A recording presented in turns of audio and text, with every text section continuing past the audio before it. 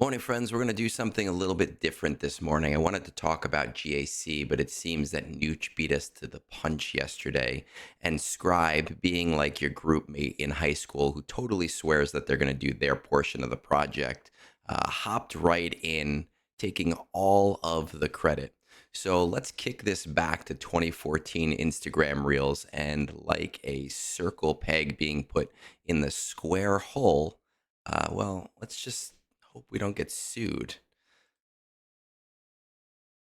If that means I've got a chance because I've built my roster better, or my strategy's better, or my execution is better, or I just have more toys, fine.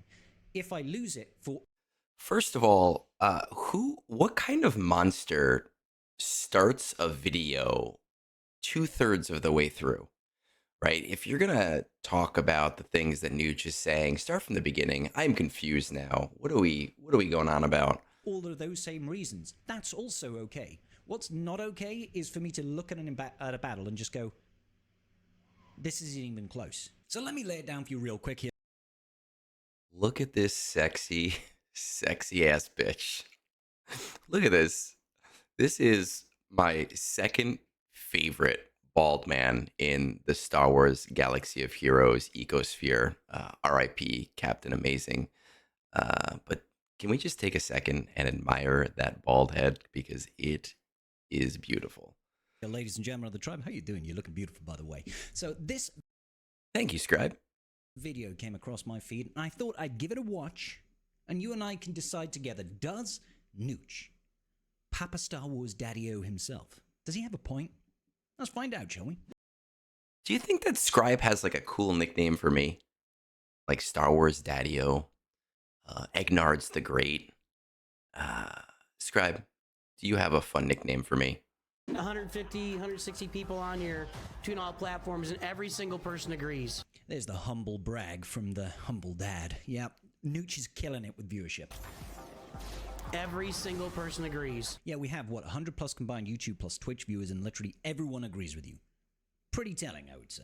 All right, everybody agrees with Nooch's point. Let's go ahead and see what his point is. Specifically with Carbonite Grand Arena, it does extend a little further than that, but Carbonite Grand Arena is a complete disaster right now. I would agree with that, 100%. I'd say complete disaster is maybe a little bit extreme. No, shut up, Scrybe. You're wrong. It is a disaster. But yeah, it's a mess out there. It's a mess out there. I know I'm not a Carbonite 4 player. I'm a Carbonite 2 player. All right, I'm just trying. All right, look at BNMOC on over here trying to humble brag. Calm down, man. Trapped in the body of somebody that's in Carbonite in Kyber 1. No, my alt account, my free-to-play alt account, that's about 8 months old. That guy is rocking in Carbonite 2 right now. And yeah, a lot of the matchups are kind of dumb. First round of Grand Arena here. Let's see. I go in, and here's my roster. I've got a roster. I'm a free-to-play account. I'm at 1 million galactic power. Okay. I have 1 relic character pad at 1 Obi-Wan, and then Master Qui-Gon at gear 12. So then we go into our first round against Robert Toast. Robert Toast is at 9 points. Yeah, okay. So like he's got a 10 million GP opponent, basically 9.5 million versus 1. I've had this sort of matchup, not that frequently, but I have had them. More often, you're facing off against someone that's like 4 million, 5 million, 6 million. Which, don't get me wrong, that's still absurd. All of this sounds really familiar, right? We did a video, what, 4 or 5 months ago, kind of breaking down GAC and the barriers, and it really comes down to the perception that a player might have when they are doing their first couple of GACs. Okay, so if you have a 1 million player, even if you're going against a 3 million, a 4 million, a 5 million, not even dealing with something like 10 million, that is insane. And it sets a really bad precedent for that player to want to continue further in the game, right? If that is your first or one of your first experiences with the premier game mode. But let's see where this is going. Let's keep going. 0.5 effing million galactic power. Nearly making the Star Wars dad swear there. You know it must be bad. Scrybe, you can do it. Curse. Curse. Come on. Feel the dark side. 9.5 million, 9.5 times the size of my roster. 9 times. 9 times the size of my roster. 9 times the size of my roster. Yeah, realistically, if you have this sort of matchup, you're not going to win. It's as simple as that. You can't win unless they just don't do anything. Here? Why does he have an R9 IG11? And you know what the thing is, though? A lot of the times we see it on Reddit, we see it on Discord, we see it with all of the creators, and we all say like, oh, 1 million versus 9 million, it's fine because your opponent isn't going to play. I mean, it's such a it's a ridiculous counter argument to me, right? And I'm not blaming Scrybe for that because it is a very common thing where we say, oh, well, they're not going to play. The premier way to interact with the PvP game mode shouldn't be, oh, don't worry because you don't have to play it because your opponent isn't going to play it otherwise. It's not comforting. It's not interesting. It's not fun. Just say no. Mission literally sacrifices thanks to the Zalbar army. But I'm still 9.5. This is some weird setups over here. I'm kind of curious about this Toast bloke. I want to know, why is Robert Toast down here? Is this guy somebody that just doesn't care about GAC? Or is this guy that's like been absentee for weeks and weeks and weeks? He's got good win rates, but check it out. So he didn't sign up, right? Yeah. Didn't sign up. So he never plays threes by the looks of things. Oh, well, no, that's not true.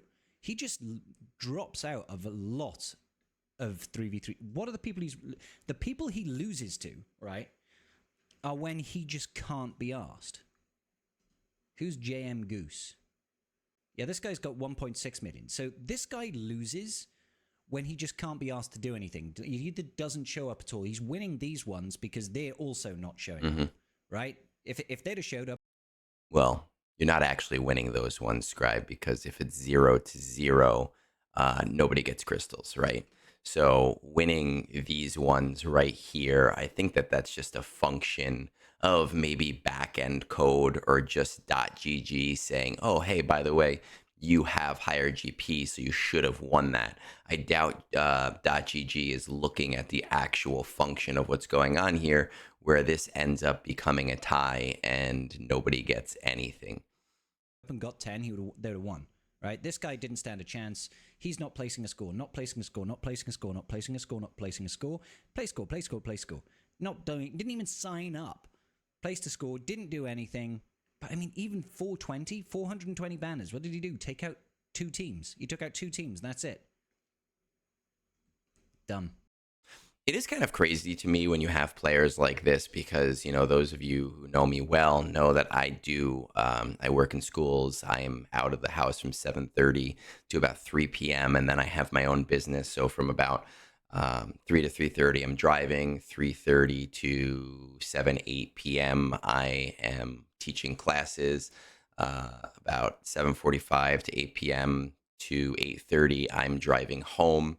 I typically don't interact with the game very much at night. I want to see my wife. I want to hang out. I want to do other things with my family.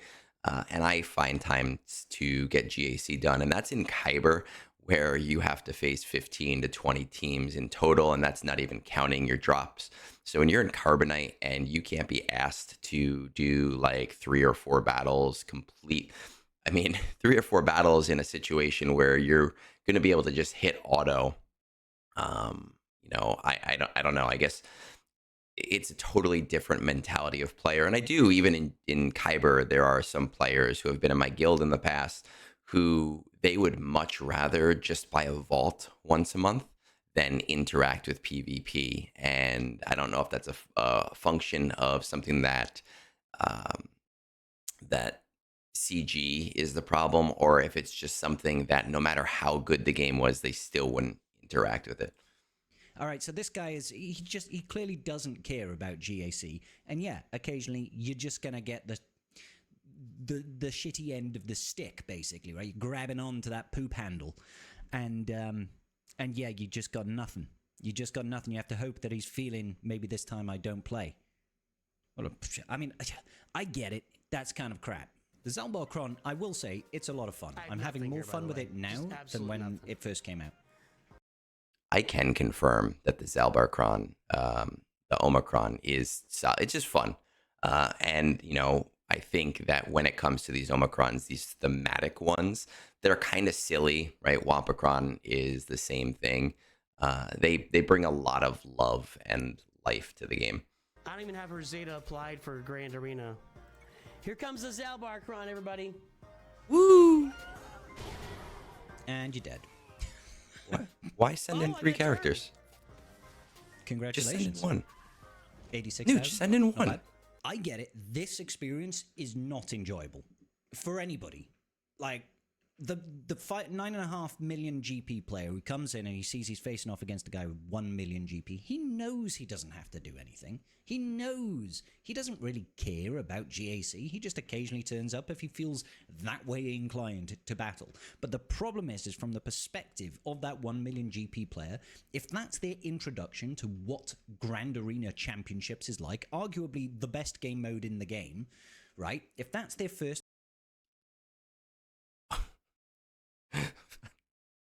I love when you pause videos and it's just look at his face. He looks high. It's beautiful. You know, when it comes to oh my god, I'm gonna screen save this and share it and send it to him because that's it looks like Scrybe is in college right now with all of his buddies hotboxing. But besides the point, GAC is the best game mode to you because I fundamentally disagree. and only experience of this game mode, they're like, what the hell? Why do I even bother to play this? I've got zero chance of getting anywhere in this sort of game mode because I'm just going to be thrown up against these guys that have got vastly superior rosters, and the only way I hope of getting any sort of win or any sort of gratification is if they don't show up. And that's not a good and conducive way to sort of promote their favorite game mode. Yep. You know, it's funny. Last round, we actually had 3 decent matchups, and we just get loaded with that one right off the bat there. 11 points. Oh, there was a time skip. Look at With that. the Amex And we have Gold some Card, ads. Oh, we love everyone has ads. a reward, earning you 4 times. So, I mean, he did acknowledge, right? Last week, he had 3 decent matchups, and he won all 3 of them. And that's great. Can we just pause to notice the fact that my actual favorite bald-headed content creator is right down here in the comments. So this must have been a GAC that happened quite a long time ago. I do want to jump around. I want to see if we can find maybe a solution in here. Let's see if we got one. EP game mode when it's like this. So what I'm saying to fix Grand Arena, it's not that I needed Oh, perfect. We got our solution. Look at that. It's almost like I have watched this in the past. to be, you know, the original Grand Arena was within tight galactic power modes, right? It was like Yeah, when it first came around, the only thing that mattered in GAC matchmaking was what your GP was, and all the matchups were super close in GP. I'm going to pause it here because when I watched this video yesterday and I haven't seen Scrybe's comments on it until now. Actually, let's see if Scrybe figures it out. Not close in competitive nature, far from it is what I would say, but very close in GP. It was Okay, so originally GAC, well, GAC as we know it, right? Because there was Galactic Arena and then there was like the whole championships. But GAC was based off of your, we didn't really have a good name for it. I think we called it effective GP. And I have this great, as an aside, just this lovely habit of pausing when these guys make really funny faces. I don't know what Nooch is doing right now, but it looks like he's trying to take a photograph with a pretend camera, and Scrybe is scaring off small children or something. But when GAC first started, we had what was called effective GP. An effective GP just took the top end of your roster. So let's say you needed 5 teams on offense and 5 teams on defense as a minimum. It would take the top 50 characters of your roster, and it would only base the battle GP on those characters. So a lot of players would hold back their GP and hold back their top characters in order to get more favorable matchups. But that was also because they didn't understand that the bottom of the roster wasn't actually doing anything. So while yes, you weren't getting a 10 million versus a 1 million, it was very possible to see, and remember this is like 5 years ago, it was very possible to see like a 3 million account versus a 4 million account. And that doesn't seem so bad right now, but back in the day before Galactic Legends or when just Ray and SLKR were out, that was a pretty considerably terrible matchup to have, right? And you could have somebody, even as we went into like the JML and C era, you could be matched up with somebody who had 3 or 4 GLs versus no GLs just based off of the fact that the system was only looking at what it felt you needed to full clear with a single set of teams. Not a good way of running Grand Arena, simply because it disincentivized people for investing in their roster. So if you were a person that was said, I don't know, you were in your guild and you had to invest TB in officers Rebel represent. Soldier, because we're going back to the days that dinosaurs walked the earth. We had to develop, we had to evolve to get opposable thumbs to properly play this game when Grand Arena was like that, right? So those players that invested in stuff like Hoth Rebel Soldier back then, or, you know, basically invested in crappy teams for TB operations, or platoons as they were known back then, in order to help the guild climb higher in the star rankings in TB and stuff like that. They were actively punished in Grand Arena compared to players that only invested very narrow and very tall in their roster. And this was a huge problem, right? As a TB officer who was trying to push GP for the guild. And this was the LS Geo days. So in light side Geo, dark side Geo, the platoons for TB did not give a ton of GP. They gave us a pretty significantly small amount, but the bonuses they gave were really solid and pretty necessary in order to complete the battles. And the battles gave you the largest chunk of your score in order to advance in TB. So when you were trying to get people to do teams in order to get combats, it could be really, really frustrating when some people just did not want to move characters ahead because they didn't want to feel the negative impacts in their GAC rounds. What I mean by that is, instead of having 10 characters at gear 12 or gear 8, they would have one team of 5 characters at gear 12, an optimal level of investment with good modding in the right characters. So they would invest in stuff like a CLS team to gear 12 with the Zetas and that sort of thing, instead of investing in crappy TB platoons and stuff like that. And they might have the same sort of GP, but you would have exactly the same amount of chance as this guy who's got the 1 million GP versus the 9.5. The disparity used to be obscene. I think when that original Grand Arena came around, my roster back then was incredibly tight. It was literally all legendary characters, basically. Their requirements and the legendary characters.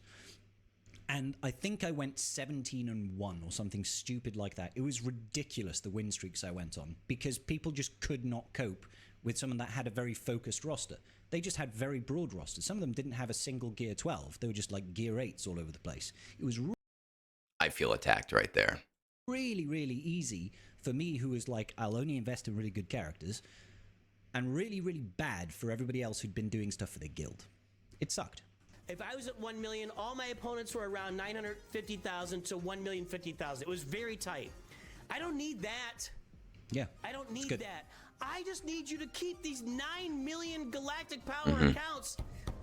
For God's sake, keep them out of Grand Arena Carbonite. I don't know why this is difficult.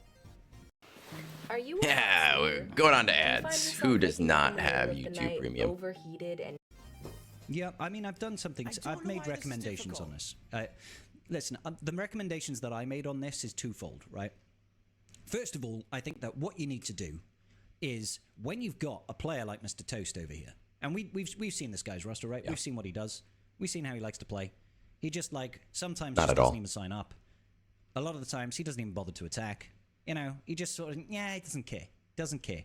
And I think if a man like this frequently doesn't sign up to GAC, frequently doesn't do attacks like this, they should be placed into a delinquent league. Basically saying, hey, you clearly don't care about going into Grand Arena. We're going to lock you at whatever division and league you were in, or maybe they'll say he's a Kyber player, so we're going to lock him at Kyber 5, right? In terms of rankings, in terms of reward structure, and then throw him into a delinquent league, which basically means this guy doesn't want to play. And the only people that go into the delinquent league are people like this that barely touch the game. This sounds Whilst familiar. they're in that league, they will only match up with other people in that league. So other delinquent people, the people that don't want to play or can't be asked to play, will all go and face each other, right? So, yeah, you still might have that disparity in GP and matchmaking. You still might have people that just have massive GP differentials, but it won't matter because none of these players care. All right? None of these players care. And if they want to get out of that delinquent league, they just have to be joining up to GAC and attacking frequently. If they I'm going to pause him right here. And so we did our GAC video about 4 months ago on fundamental changes of GAC. And there were three major changes that we talked about. And one of the major changes was how matchmaking is affected to kind of prevent these things. So we're going to throw our own graphics onto the screen. And the first of those things, and I know Nooch, he's talking about having Carbonite kind of be like a locked league where once you leave Carbonite, you can't go back. So that Carbonite is only the lower end players. And now I know Scrybe right now is talking about making it so that players who have the same habits and patterns are playing against each other. So we're going to talk about three things here that I believe are very fundamentally important if we want to see a more structured GAC, right? So that first one is going to be our GAC leagues. And we're talking about putting in a beginner league called Chitin. And similar to what Nooch is kind of talking about, this would be a league that you can't go back into. It is a league that has the same rewards as Carbonite. It is only a single division, though I guess it could be further divisions. It could be 5 divisions that you completely walk out of. It doesn't really matter. And you can't re-enter it once you've left. It would have the same rewards as Carbonite, but once you've done well enough in the GAC rankings to step out of Chitin, you would not be allowed to go back into it. There is obviously the issue of somebody who maybe is 1 million GP, they're in Chitin and they specifically lose to stay there, but we're not talking about many wins. We're not talking about a large scale thing over 6 months. We are talking about just being able to get players' feet wet in GAC so that they have nice matchups, interesting matchups before they go into the real game and get beaten down by more veteran players. And I think that what this does is it allows players, once they see the thing that, I know it's not my favorite game mode, but the thing that most players really enjoy, they get a chance to enjoy that and understand what it's like. A big problem is that players on their first GAC may be paired up in this 1 million versus 9 million matchup. And if that is their first impression, they are going to have a lot of problems with retention and playing the game. And that is not conducive to myself as someone who creates content for the game. It is not conducive to the company who wants to produce revenue for the game. And it's not conducive to the players who want to continue playing the game. Now, the second thing we're going to talk about, which is what Scrybe is talking about, is our activity score, right? And this is kind of what he's saying here, which is essentially a system where you have to meet specific criteria in order to get an activity point in a GAC match. And these activity points, I know that they're visible on my screen over here, but they would not be visible to the average player. You would not know how many activity points that you have earned. And the build around those activity points would just be about being active in GAC. So it wouldn't be about winning. It wouldn't be about how good your roster is. It would be about your participation. So if you won a match, you would earn, well, before, let's backtrack. You would only be able to earn a single activity point per battle. But if you won the match, you'd obviously earn one. If you did a certain number of attacks, they didn't have to be wins, just 3 or 4 attacks, you would obviously win an activity point. If you earned a score that was like a percentage, so like 25% of the highest you could earn, you would earn your activity point. It would not be hard to earn an activity point. It would actually be harder to not earn one because you'd really have to do nothing. If you did not earn an activity point, instead you would lose an activity point, and you'd start at, let's say 5. Everybody starts at 5. You could go up to 10. You could go down to 0. And matchmaking would fundamentally try to pair you up with players at the same activity point level or within 1 activity point of you. So that means that players that do not play often, who maybe have 1 or 2 activity points, they are going to be paired up with other players that have 1 or 2 activity points. And those players are more likely to have the same or similar GPs because those are the players that are consistently dropping and getting lower and lower. Right. As you get to the higher end, so having 9 activity points, 10 activity points, or even 5 in the beginning, because everybody starts at 5, everybody would be on the same page.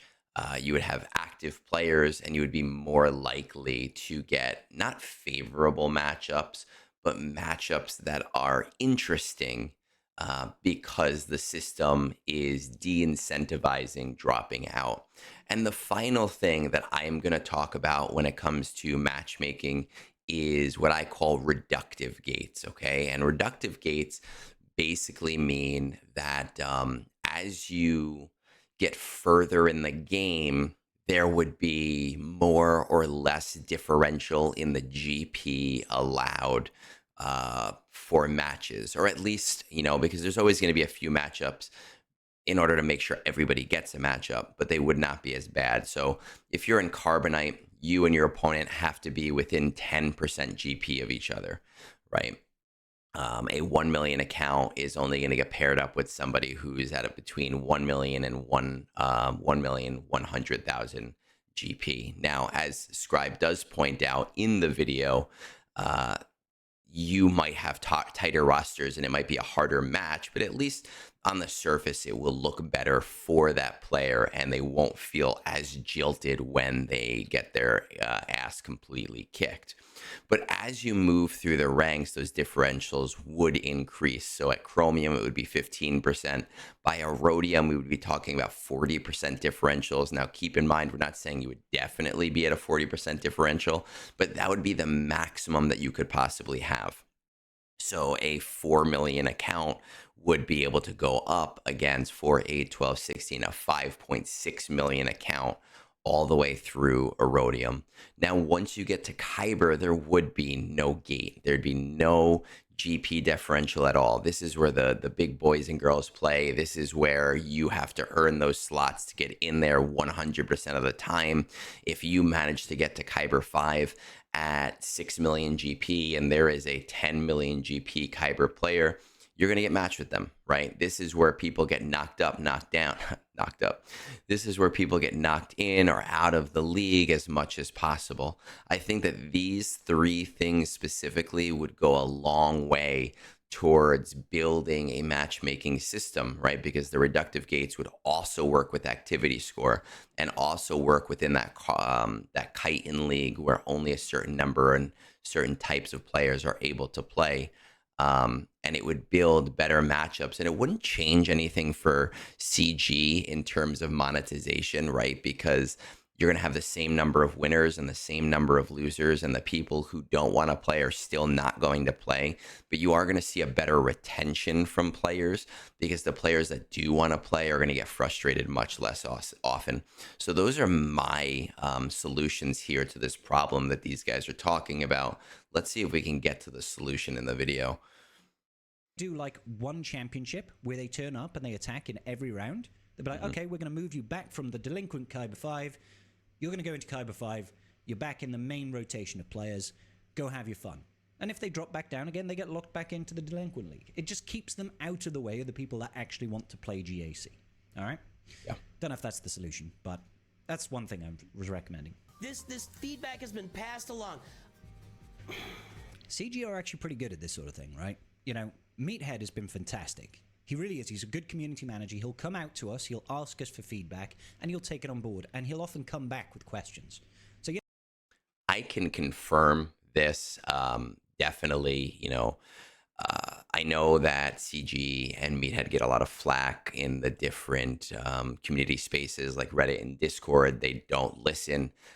My opinion here is that, and there are a lot of big problems in the game, is that a lot of people don't know how to structure their problem in a productive way. They don't know how to be solution oriented in how they're going to present a problem. So when random players message Meathead or talk to Meathead on Discord and they say things in a nasty way, like, oh, when is CG going to stop effing me over with blah, blah, blah, blah, blah, he's obviously going to ignore it because it doesn't really help the cause. I've had my conversations with Meathead in the past. I've given him feedback for things in the past. He has, asked me questions about the things that I have built in the past. I have definitely seen things that I have said, through videos and through Reddit start to weave their way into the game. And I don't think it's because I am some super awesome person. I am, but that's not why. I think it's just because that a lot of what I say is oriented towards a solution that is reasonable for a public facing company that needs to make money.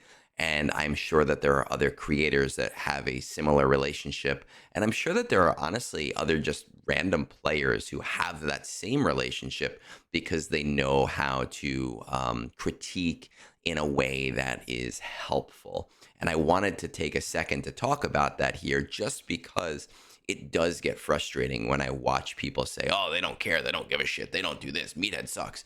That is not the experience that I have had being somebody that I feel knows how to communicate in more of a neutral and solution oriented way. he might come into my DMs and say, hey, what do you think about this? What do you think about that? What's your opinion on the community's feedback towards this sort of stuff? What would you do in this scenario? All that sort of business. And I just wanted to sink into your heads that Meathead slides into Scrybe's DMs often. And once again, we have a lovely screen grab of the Princess Scribble. I don't even know what he's doing right now, but it is funny enough to pause on. feed it back, and there's a bit of a back and forth all the time, right?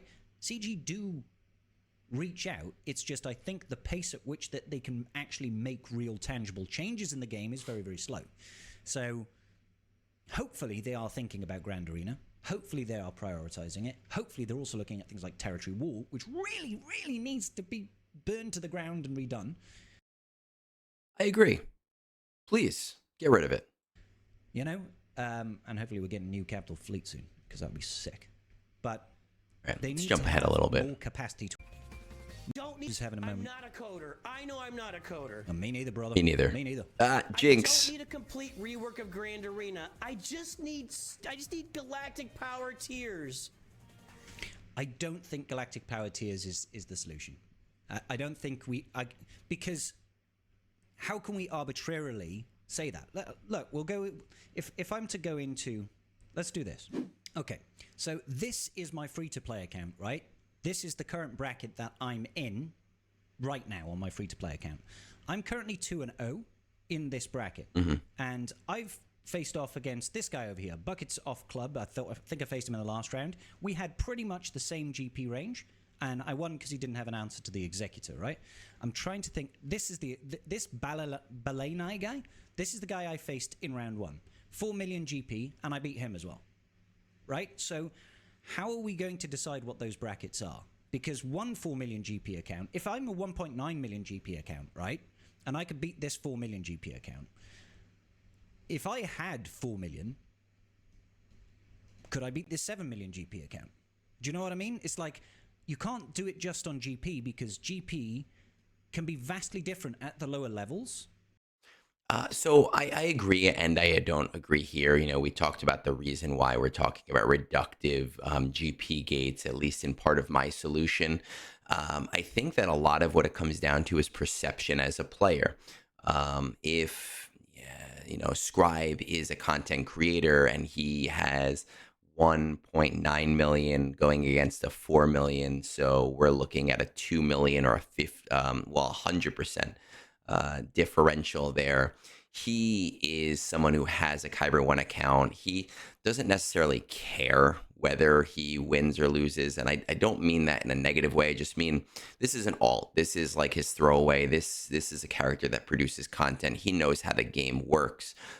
So if he loses against that 4 million account or that 10 million account, it is what it is. You can make a 30-minute video, a 45-minute GAC video, and have a lot of fun with it, whether you're going to win or lose. When we talk about the average player that is not a content creator, they're on their first account, they have 2 million, they maybe don't necessarily know what they're doing. Their roster is not going to be very tight. They don't know all of the team comps. There's going to be a big perception problem. And I think that at the lower end, you want players to perceive like they have a chance. So when you see a 2 million versus a 4 million, if you're very new to the game and this is like your first 6 months or your first GAC or it's your first year in the game, that can be a demoralizing match for you as a player. And you might decide to play it and win and you feel really great, but you're more likely to say, screw it, I have no chance. I'm not even going to try. And that might be something that walks you away from the game. Whereas if you're playing against somebody that has exactly the same GP, 2 million GP, but they have a much tighter roster than you and they just completely destroy you, as a player, you may feel frustrated by the loss, but you're going to be less inclined to be frustrated by the matchup. And I do think that that is a hugely, hugely important thing for the average player to keep in mind. Myself as a content creator, I don't have alts. I don't want to play alts. They're not interesting for me to play alts. I don't have the time. Who has the time to play alts? Like these guys with 3, 4, 5. I know people with like 6 accounts. They do GAC on 4 accounts. They do Conquest on 3. How do you live and do stuff? But those players that are doing that, they kind of understand how things go, and it's not a big problem for them. For guys where it's your only account and you don't have the backing in the game to understand what's going on, it's going to be a much bigger problem. Between 2 different accounts, right? We could skip see ahead a 4 little. million GP account and it's got a little bit more nuanced than just GP. I agree, it's more nuanced, which is why mine is a 3-tier the delinquent solution to matchmaking. Because it will take those players out of rotation, right? If they don't want to play, and it needs to be called chitin. Different. If Call they're it just garbage chitin. at the game, really terrible, and can't win a GAC, I think that's different. Oh, the delinquent. Never mind. Chitin is what Nooch was talking about, right? And that's a Star Wars Galaxies reference. But right now, Scribble is talking about the activity score, and I'm going to kind of end this here with all of this other stuff to go over here, just for the sake of posterity. But the reality is, Nooch has his solution, Scribbles has his solution, and everybody's thinking about this as a 1-tier solution issue. And there's, you saw, I have 3 different solutions, and one of them is Nooch's, and one of them is Scribbles, and then one of them is completely different from the 2 of them. And there's no reason why it needs to be a 1-point solution to the problem when you can have multiple new systems interacting together in order to build a fundamentally better solution for the problem. Now, none of these solutions to the problem will ever affect me. I'm a Kyber 2 player, sometimes a Kyber 1 player, but if I'm being honest, I'm a Kyber 2 player. I will never see a world where any of this matters to me. But as someone who wants to see the game succeed, I want to see players want to play the game, and I want to see players enjoying GAC, even if it's not my favorite game mode. And I want to see players, it's hard to say happy because every player has their own definition of happy. And like we were talking about feedback with Meathead, a lot of players will say, I'll be happy if they give me every character for $3. It's not realistic. It's not interesting. But within the confines of what is a realistic solution to fix things in the game, I do want players to be happy. It does make me happy when players are enjoying their gameplay. And that's why I do think we need a more complicated solution than just one thing or the other thing. Now, I will also say that, as I mentioned earlier in this video, that my solution plan for GAC is not just based on the early game, right? So my first idea, which was the matchmaking, had 3 points to it, but the entire video itself has 3 major points with multiple bullet points in each one.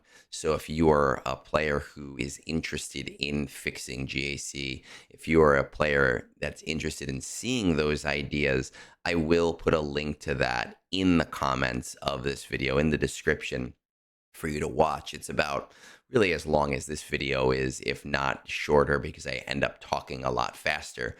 But it is an interesting watch in order to get a full point of what I feel is going on here. Now, we're not going to jump back to the rest of the video because it's talking about the same solution points. And I wanted to, make sure that I guess we were all on the same page here. Actually, there's one piece of this video that I wanted to point out because it is my favorite part of this video. So let's come on back for just one quick second. Let's see if I can find it here. Here it is. It's 4 million. And when you get to chromium, it's 5 million. And when you get to rhodium, it's 6 million. Hope you're doing well, I don't Nooch. know. Thanks for all you do and bringing great content regularly to us. Thank you, G-Dub. You are a gentleman and a scholar. But look. The reason that I like that, and I had messaged Nooch yesterday about this because I thought it was really funny, was that he starts going on this really big rant and then just kind of like drops it back down. And I just got a little giggle out of that. And so was that necessary from my perspective to show it? No, but I found it funny. I hope that you found it funny. I am interested. Here's the reality. The 3 of us here talking about this problem, it's because we care, right? We want to see the game succeed. We want to see the game on its best foot. So whether you're commenting here on Scribble's video, on Nooch's video, whichever it is, we're all here. We maybe have different solutions to the problem. There's no reason that those solutions can't work together, but it is a problem that all of us care about. I hope that you found this helpful. Peace out. Have a great rest of your day.